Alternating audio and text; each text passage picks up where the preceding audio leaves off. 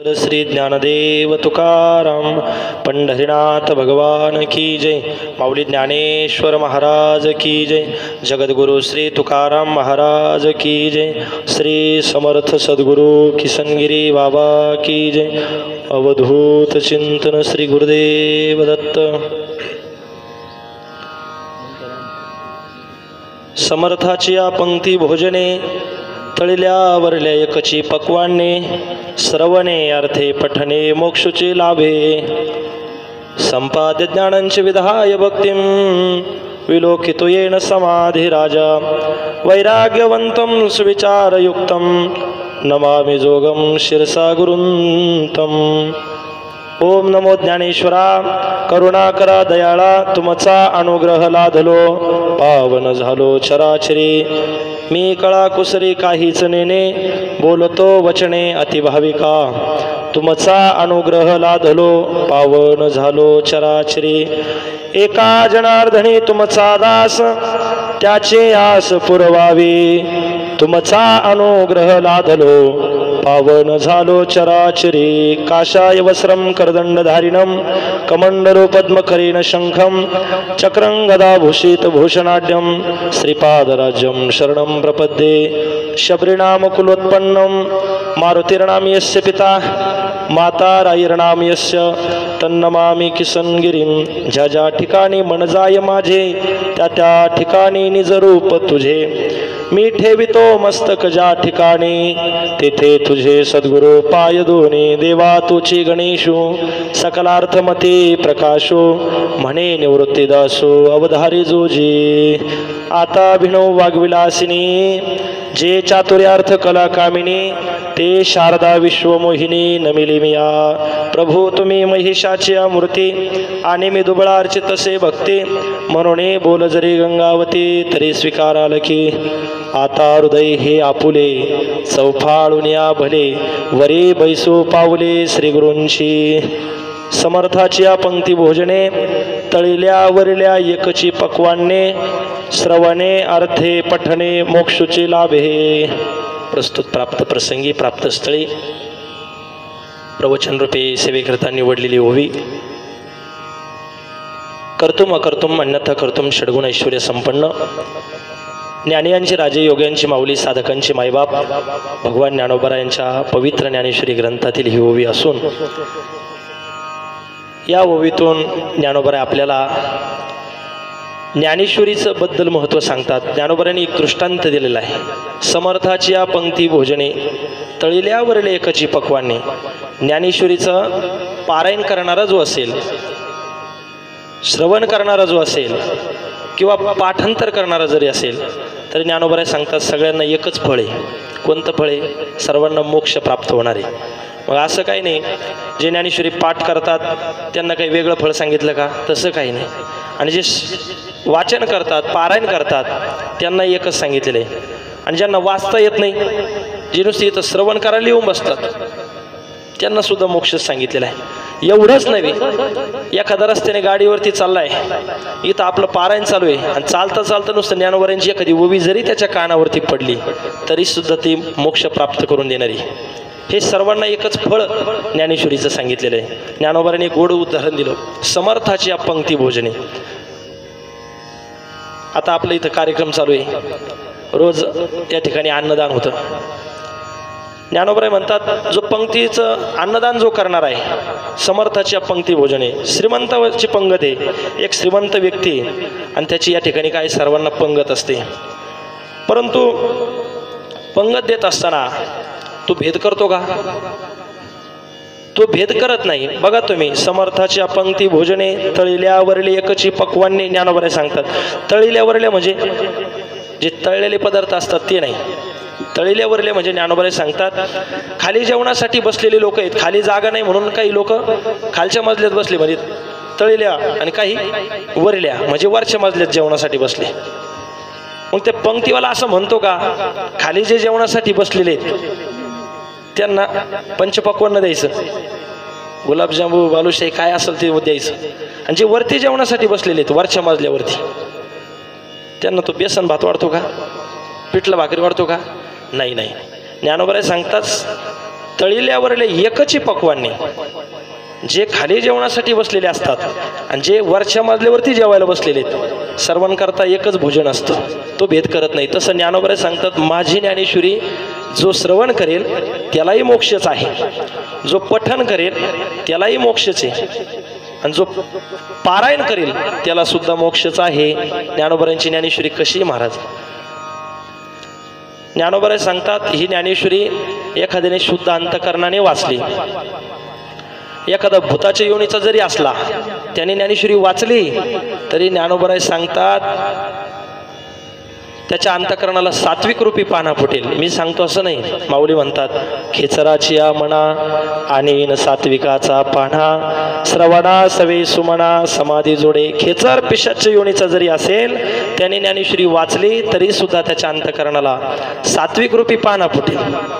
आणि एखाद्याने जर शुद्ध अंतकरणाने ज्ञानेश्वरी वाचली, विकाररहित अंतकरणाने ज्ञानेश्वरी वाचली, तर ज्ञानोबा सांगतात ज्ञानेश्वरी वाचता वाचता त्याला समाधी लागेल. त्या विषयामध्ये तो एवढा गुंतून जाईल की त्याच्या अंतकरणाला एवढं समाधान प्राप्त होईल की त्याला बाकीचं सगळ्या गोष्टीचा विसर पडतो, समाधी त्याला लागेल. ही ताकद माऊलींच्या ज्ञानेश्वरीमध्ये. आता मला काल 2-3 जण कोणतरी म्हणे, महाराज आम्हाला काहीच कळत नाही, आम्ही नुसतं वाचतोय, काय विषय चालू आहे काहीच कळत नाही. हे जरी कळत नसलं तरी ज्ञानोबा सांगतात, नुसते त्याच्यावरून बोटं जरी आपण फिरवली, नुसते अक्षरं नुसते आपण त्या अक्षरावरून नुसती नजर जरी फिरवली तरी सुद्धा आपला उद्धार झाल्याशिवाय राहणार नाही. कळत नाही इथपर्यंत खरं आहे, माऊलींची ज्ञानेश्वरी कळत नाही आपल्याला, नुसतं पारायण केल्यानंतर कळत नाही, परंतु सगळ्या अंतकरणातून जर समर्पण आपण त्या माऊलींना केलं तर निश्चित आपल्याला ज्ञानेश्वरी एक दिवस कळल्याशिवाय राहणार नाही. तुम्हाला कळत नाही, आम्हाला तर कुठं कळत नाही, आम्हाला ज्ञानेश्वरी कळत नाही, परंतु ज्ञानोबांची ज्ञानेश्वरी जरी कळत नसली, नुसतं पारायण जरी केले, सारखे पारायण जरी आपण करत राहिलो तरी ज्ञानोबा एक दिवस कृपा केल्याशिवाय राहणार नाही. बरं, लय अवघड नाही. जर ज्ञानेश्वरी आपल्याला दुसऱ्या भाषेत नाही सांगितली, ज्ञानोबांनी ज्ञानेश्वरी ही मराठी भाषेत सांगितली. भगवान श्रीकृष्णाने कुरुक्षेत्रामध्ये अर्जुनाला गीता सांगितली, पण ती संस्कृतमध्ये सांगितली. आता मला सांगा, श्लोक आपल्याला वाचता येतात का? त्याची संहिता घ्यावी लागते, त्याचे कोणाकडून तरी एखाद्या ज्याचे गीतेचं श्रवण झालेलं आहे, ज्याची गीता पठण आहे, अशांकडून, अशा महात्म्यांकडून आपल्याला त्या गीतेचं काय करावं लागतं, संहिता घ्यावी लागते त्या श्लोकांची. मग ते तसे आपल्याला ते म्हणावे लागतात, ते बसवावे लागतात, आणि मग ते श्लोक आपल्याला पारायणात म्हणता येतात. आम्ही तेच केलं अगोदर आळंदीला. हे श्लोक आता म्हणता येतात म्हणजे अगोदर ते पाठ केले आळंदीला गीता, आणि मग इथं ते आपल्याला पारायणात म्हणता येतात. मग गीता जर संस्कृतमध्ये आहे, ती गीता आपल्याला वाचता येत नाही, सामान्य लोकांना गीता वाचता येत नाही. मग ज्ञानोबांनी त्या गीतेचा अर्थ मराठी भाषेत आपल्याला आणला. ज्ञानोबांनी ही मराठी भाषेमध्ये ज्ञानेश्वरी सांगितली. महाराज, ज्ञानोबांनी ज्ञानेश्वरी मराठी भाषेत का सांगितली बरं? ज्ञानोबांना काही एक भाषा येत होती का? आपल्याला 2-3 भाषा येत असतील, हिंदी येते, मराठी येते, इंग्लिश येते, याच्यापेक्षा आपल्याला वेगळी भाषा येते का? नाही येत. परंतु ज्ञानोबांना एकूण 56 भाषा येत होत्या. किती? ऐकून ठेवा फक्त.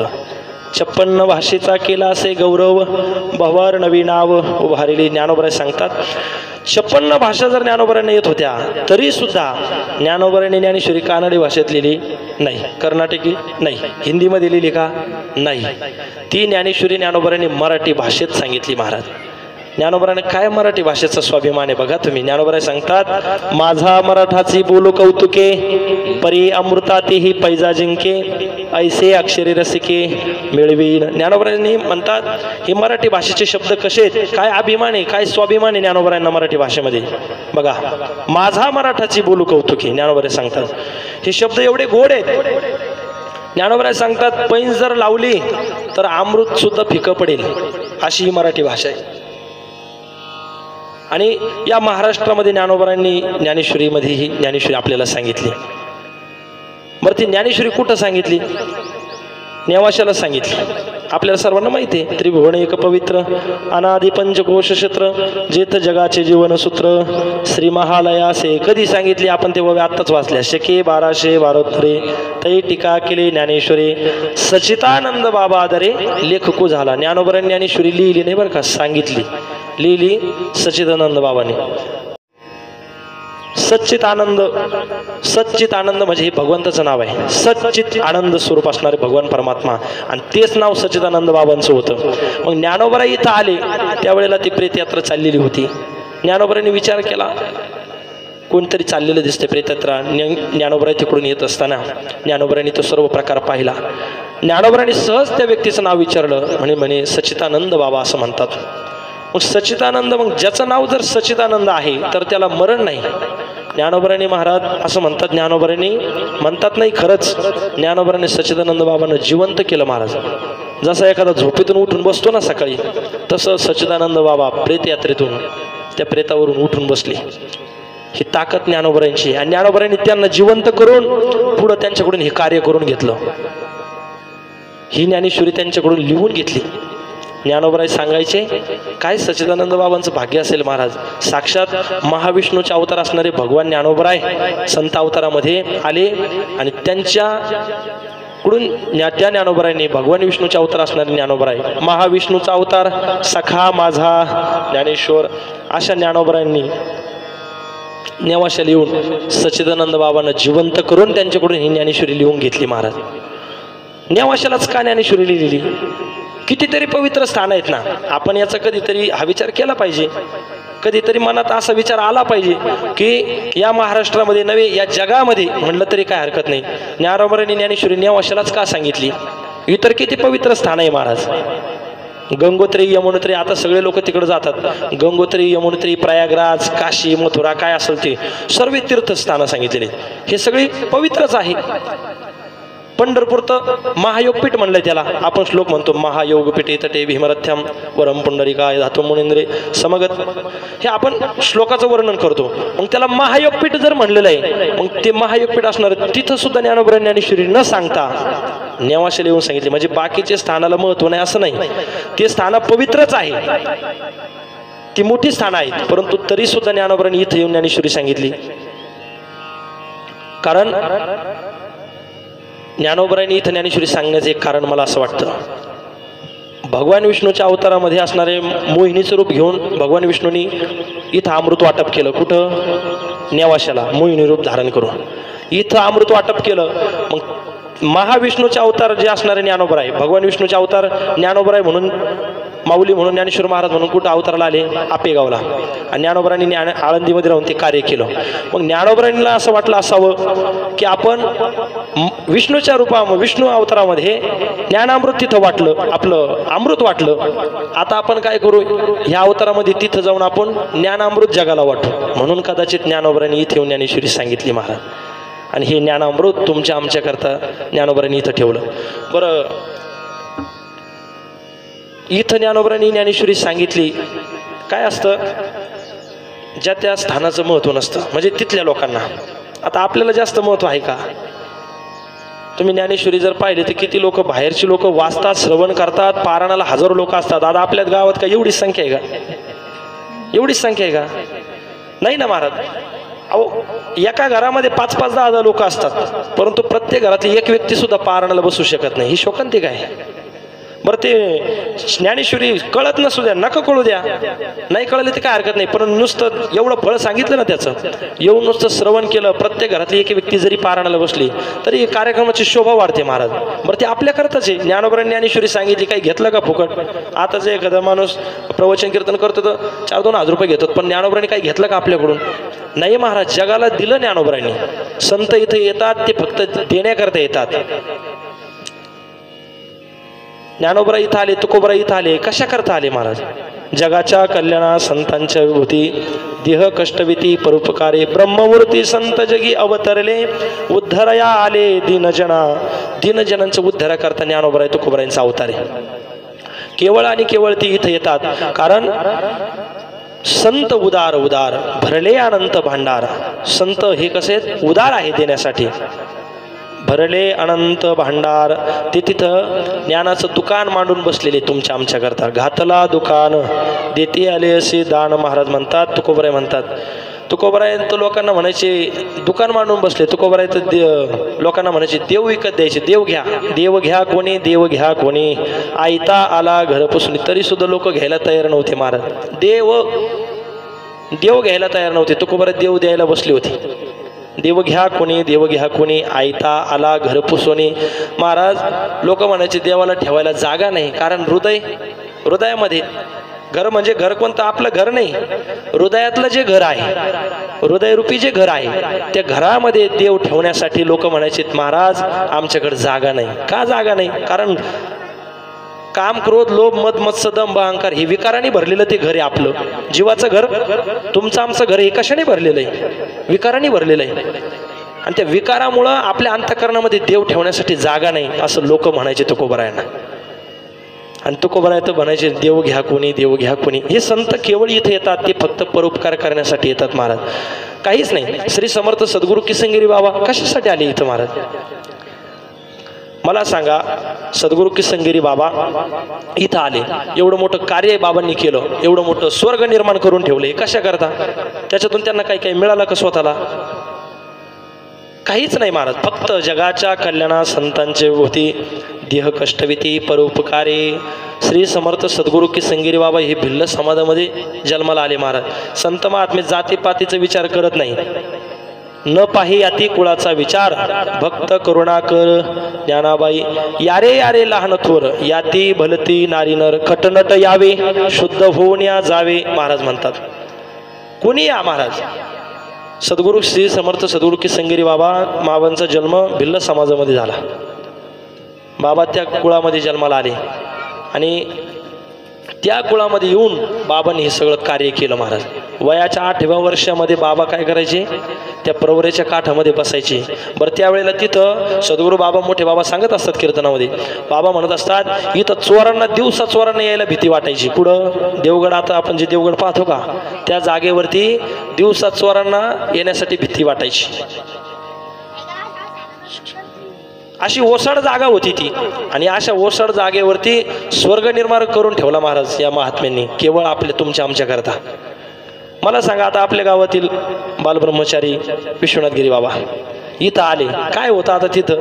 आता तुम्ही, आता सगळे तुम्ही आपण पाहिलं आहोत, इथं काय होतं? काहीच नाही महाराज.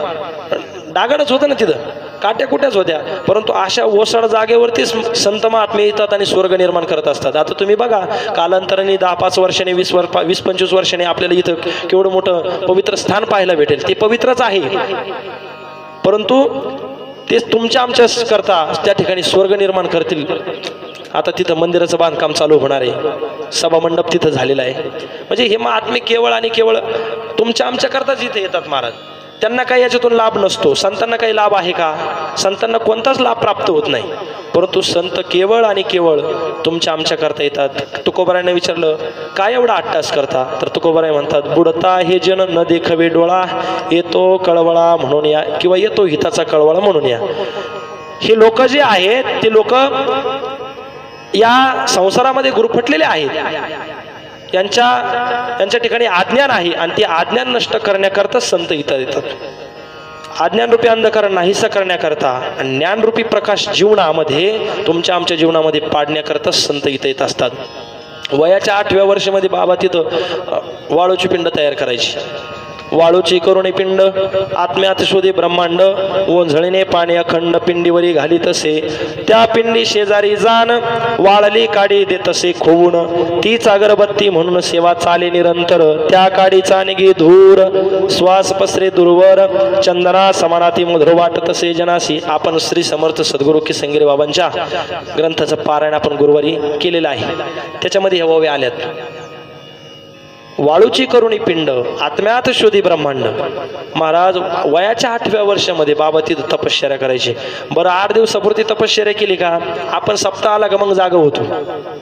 फक्त सप्ताह आला का मगच आपण पारायण करतो. ते बी कणत कथत कसं तरी 4 दिवस लोटायचे म्हणून करायचं म्हणून करतो 4 दिवस.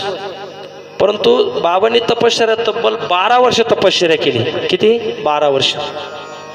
आणि अखंड शब्द आलेले ते ओवीमध्ये, अखंड म्हणजे 12 वर्ष अखंड तपश्चर्या तिथे केली. बरं वयाच्या 8व्या वर्षीमध्ये, वयाच्या 8व्या वर्षी ज्या वयामध्ये मुलांना काय खावं, काय पिवं, काय करावं, काय करू नये, कुठं जावं, कुठं जाऊ नये, काहीच कळत नाही, अशा वयामध्ये श्री समर्थ सद्गुरू किसनगिरी बाबांनी तिथं तपश्चर्या केली.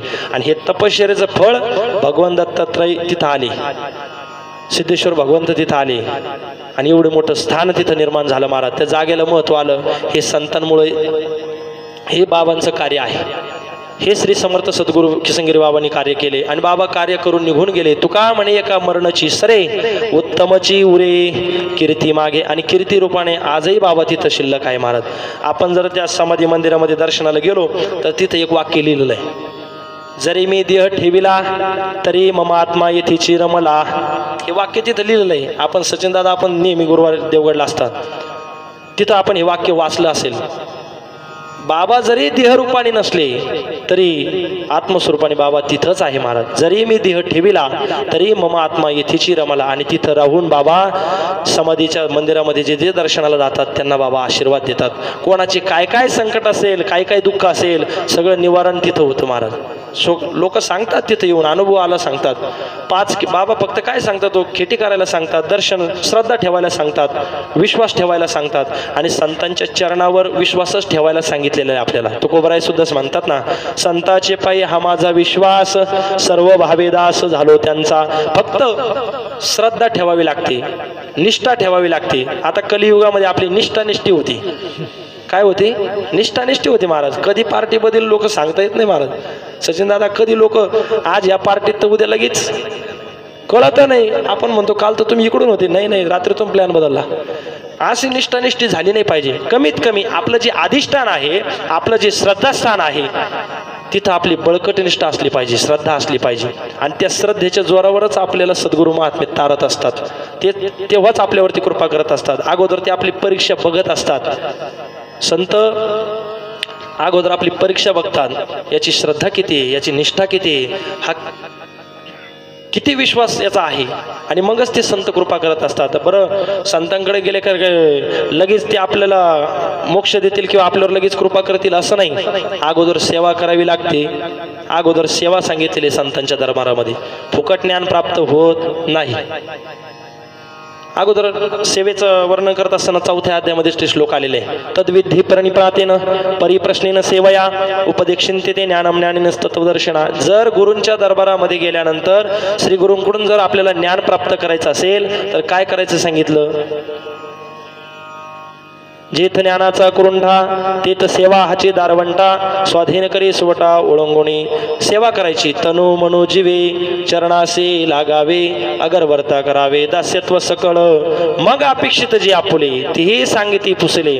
जेणे अंतकरण बोधले संकल्पना. ज्ञानोबराय सांगतात, काया वाचा मनन श्री गुरूंना शरण जाऊन त्यांच्या चरणापाशी राहून सेवा करावी.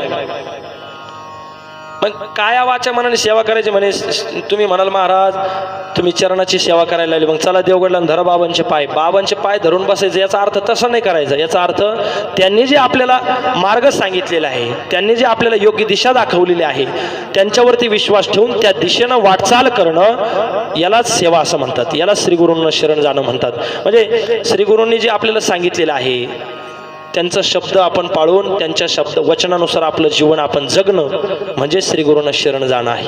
त्यांच्या उपदेशानुसार आपण जीवन जगलं पाहिजे. आणि मग ते श्री गुरु प्रसन्न होत असतात.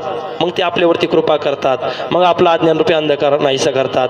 ज्ञानरूपी प्रकाश आपल्या जीवनामध्ये पाडत असतात. असं हे महात्म्यांचं वर्णन आहे. महाराज बाबांचं काय वर्णन करावं. आपण सगळी मंडळी बाबांचे भक्त मंडळीच आहोत. आपण नेहमी बाबांच्या सहवासात राहणारी मंडळी आहोत. बाबांचं जीवन कसं आहे महाराज. ज्ञानोबराय सांगतात, पूज्यता डोळा न दिखावी सो कीर्ती कानी ना ऐकावी.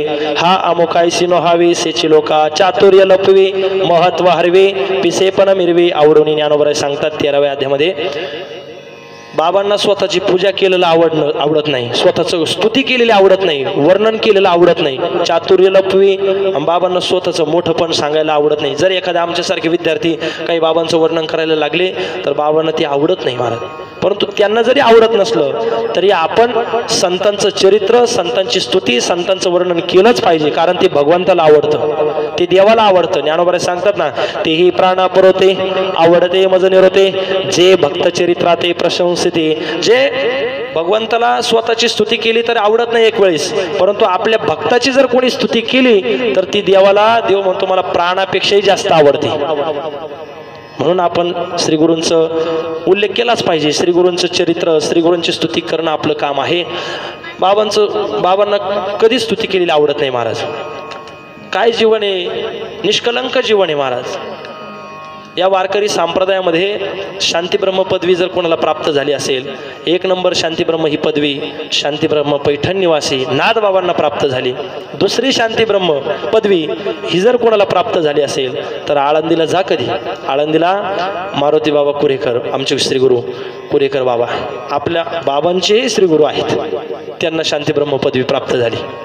आणि तिसरी शांतीब्रह्म जर पदवी कोणाला प्राप्त झाली असेल वारकरी संप्रदायामध्ये तर आपल्या देवगडच्या बाबांना प्राप्त झाली महाराज. ज्ञानोबराय सांगतात कसं जीवन आहे, निष्कलंक जीवन या महात्म्यांचं. जसं कापूर जसा आतून बाहेरून स्वच्छ असतो, पांढरा शुभ्र असतो कापूर, तसं जीवन या महात्म्यांचं आहे. रत्न जसं आतून बाहेरून स्वच्छ असतं तसं जीवन या श्री गुरूंचं आहे. स्वामीजींचं जीवन तसंच आहे. आत बाहेर चोखाळू सूर्यताईसा निवाळू आणि तत्वार्थीचा पायळू देखना जो. अशा महात्म्यांच्या सानिध्यामध्ये आपला परमार्थ घडतोय आणि घडत राहावा शेवटपर्यंत. यांच्या सानिध्यामध्ये आपल्याकडून ही सेवा घडत राहावी. ज्ञानोबरायांनी तेच सांगितलं. आणि मग हे श्रीगुरू प्रसन्न होत असतात, कृपा आशीर्वाद करत असतात. महाराज कधी श्रीगुरूंना प्रसन्न होतील आणि कधी कृपा करतील सांगता येत नाही. कृपा कटाक्ष न्याहाळिले आपुले पदी बैसविले. ज्ञानोबराय सांगतात ना, हे असो दिठी जयावरी झळके की पद्म करो माथा पारुखे तो जीवची परितुके महेशेशी. ज्ञानोबराय सांगतात. त्या गावाचं उदाहरण सांगायचं 2 मिनिटांमध्ये सेवा संपवायची. नाथ महाराजांच्या एक बाबांचं गावबा होता. त्या गावाला रोज आईकडे हट्ट करायचा, रोज आईला पुरणपोळी खाण्यासाठी मागायचा, रोज खाण्यासाठी काहीतरी मागायचा. संत कशी कृपा करतात बघा तुम्ही. आई वैतागली, आईला राग आला. आई म्हणले आपली गरीब परिस्थिती बाबा, मी तुला रोज पुरणपोळ्या कुठून देणार, रोज तुला मी पुरणपोळी देऊ शकत नाही. तुला जर पुरणपोळी खायची असेल तर तू पैठणला नाथ महाराजांकडे जा.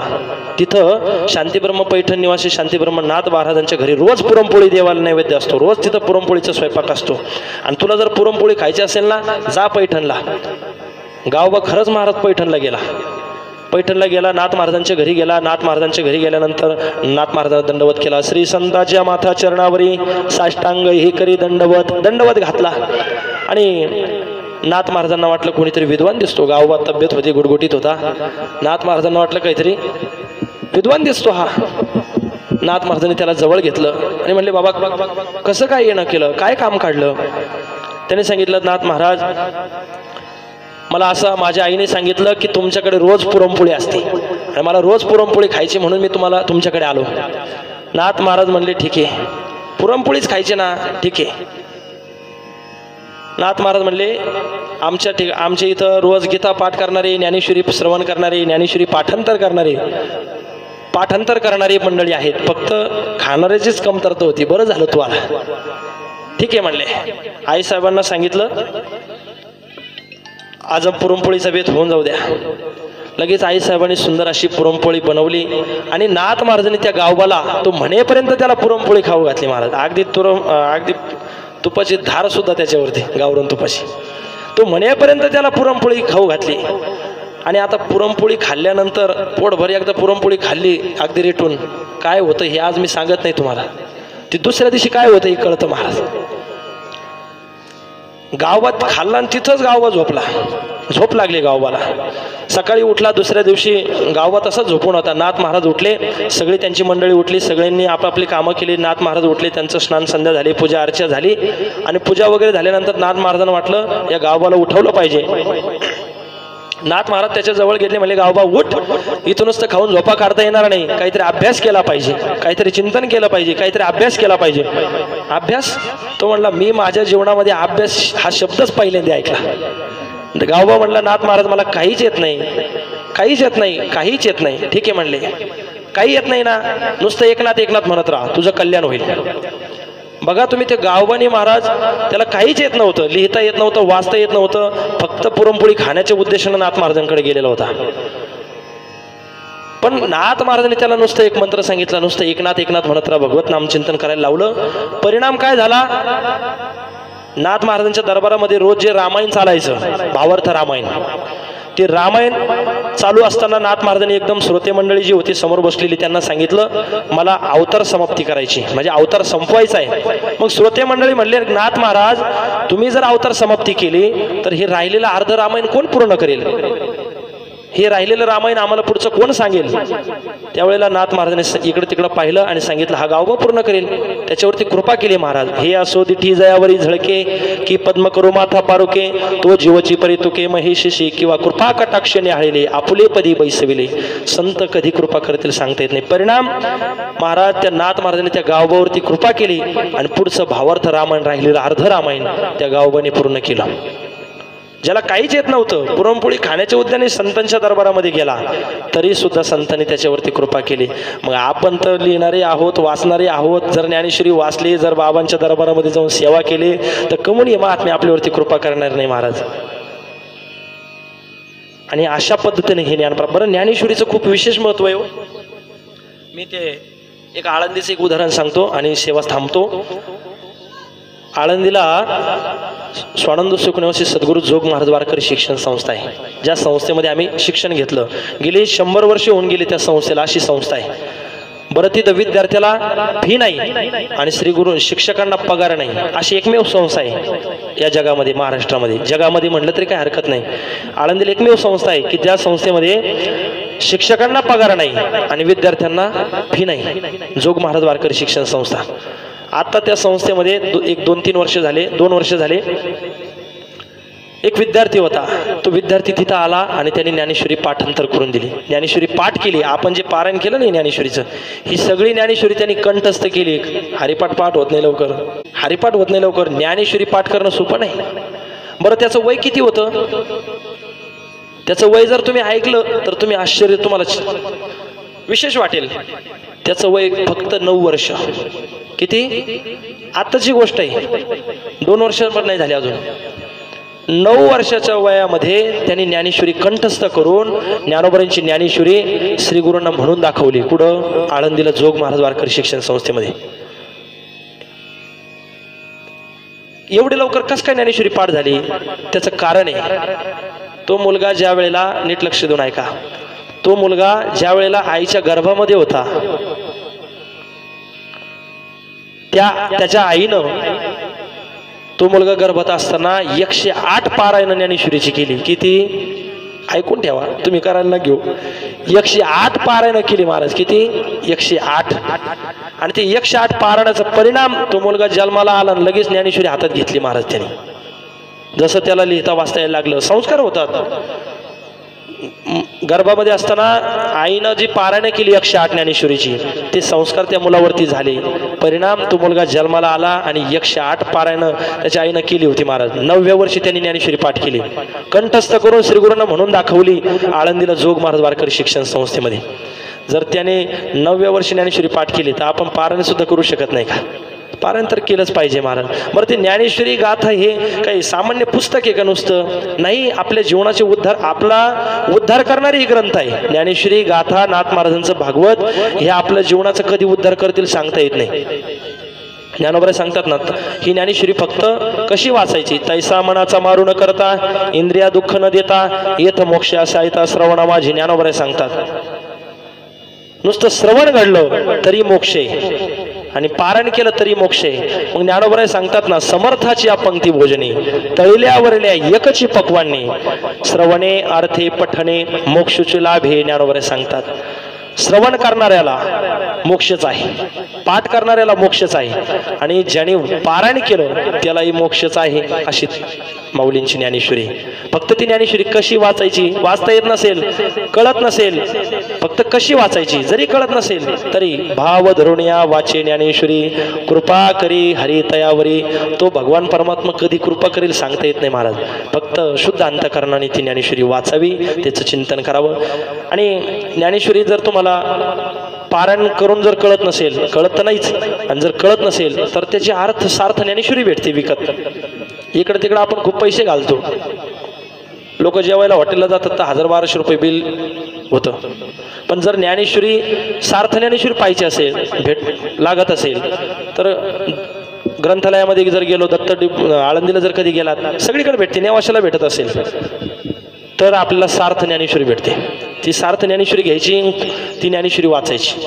त्या ओवीमध्ये वरती एक ओवी असते आणि त्या ओवीचा अर्थ त्याच्या खाली असतो. खंदारकर महाराजांची ज्ञानेश्वरी ती आळंदीला भेटते. त्याच्यामध्ये ओवी, एक ओवी, पहिली ओवी आणि त्या ओवीच्या खाली लगेच त्या ओवीचा अर्थ, परत दुसरी ओवी, अशी ती संपूर्ण ज्ञानेश्वरी. त्याची किंमत 700-800 रुपये आहे. ती ज्ञानेश्वरी माझ्याकडे आहे, मी तीच वापरतो. जर एखादी ज्ञानेश्वरी कीर्तनामध्ये ओव्या सांगावं लागतात, मग आता ती ज्ञानेश्वरीचा अर्थ पाहायचा म्हणलं एखाद्या ओवीचा की लगेच ज्ञानेश्वरी घ्यायची, ती अर्थ व पाहायचा आणि पाठ करायचा. एकदम सोपी पद्धती, एकदम भारी. तुम्ही जर घेतली ना, तुम्ही रोज ज्ञानेश्वरी सोडायची नाही बरं का. लय गोड वाटतं ते, कारण ते विषय येतो, कळतो ना आपल्याला. ओवी वाचली की त्याचा अर्थ कळतो लगेच. असं मनामध्ये असं वाटत असतं की याच्या पुढं लगेच काय अर्थ आहे, काय विषय आहे. मग ते माणूस मनामध्ये चांगला भाव निर्माण होतो आणि माणसाला ती उत्सुकता निर्माण होती वाचण्याची. आणि म्हणून ही ज्ञानेश्वरी आपण केलंच पाहिजे. मला असं वाटतं आता एवढं प्रवचन केलं 15-20 मिनिटं, पुढच्या वर्षी निदान अजून 25-25 वाचक तरी वाढतील. समर्थाची पंक्ती भोजने, तळल्यावरली एकची पक्वाने, श्रवणे अर्थे पठणे मोक्षचो लाभे. ज्ञानोबा सांगतात सर्वांना मोक्षच हे साधन आहे. एवढं महत्त्व ज्ञानेश्वरीचं आहे. असो, झालेली सेवा ज्ञानोबांच्या चरणी, श्री गुरु बाबांच्या चरणी, सद्गुरु स्वामीजींच्या चरणी समर्पित करतो आणि याच ठिकाणी थांबतो. पुंडली गवर्धा हरी विठ्ठल श्री ज्ञानदेव तुकाराम पंढरीनाथ भगवान की जय. माऊली ज्ञानेश्वर महाराज की जय. जगद्गुरु श्री तुकाराम महाराज की जय. श्री समर्थ सद्गुरु किसनगिरी बाबा की जय. अवधूत चिंतन श्री गुरुदेव दत्त पवन सुत हनुमान की जय. सब संतन की जय.